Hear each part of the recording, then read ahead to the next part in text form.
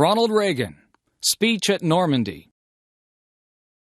We're here to mark that day in history when the Allied peoples joined in battle to reclaim this continent to liberty. For 4 long years, much of Europe had been under a terrible shadow. Free nations had fallen. Jews cried out in the camps. Millions cried out for liberation. Europe was enslaved, and the world prayed for its rescue. Here in Normandy, the rescue began. Here, the Allies stood and fought against tyranny in a giant undertaking unparalleled in human history. We stand on a lonely, windswept point on the northern shore of France. The air is soft.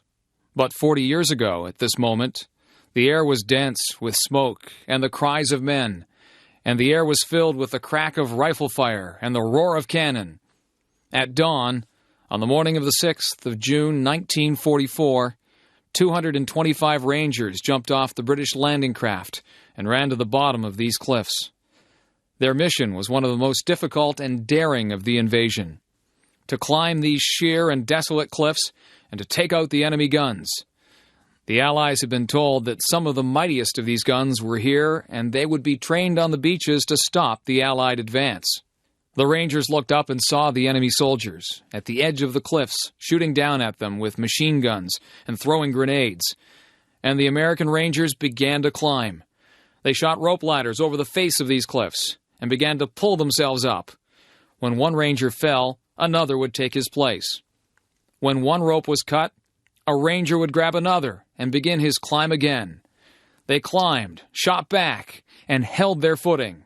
Soon, one by one, the Rangers pulled themselves over the top, and in seizing the firm land at the top of these cliffs, they began to seize back the continent of Europe. 225 came here. After 2 days of fighting, only 90 could still bear arms. Behind me is a memorial that symbolizes the Ranger daggers that were thrust into the top of these cliffs, and before me are the men who put them there. These are the boys of Pointe du Hoc. These are the men who took the cliffs. These are the champions who helped free a continent. These are the heroes who helped end a war. Gentlemen, I look at you, and I think of the words of Stephen Spender's poem. You are men who in your lives fought for life, and left the vivid air signed with your honor. 40 summers have passed since the battle that you fought here. You were young the day you took these cliffs. Some of you were hardly more than boys, with the deepest joys of life before you. Yet you risked everything here. Why? Why did you do it? What impelled you to put aside the instinct for self-preservation and risk your lives to take these cliffs? What inspired all the men of the armies that met here? We look at you, and somehow we know the answer. It was faith and belief. It was loyalty and love.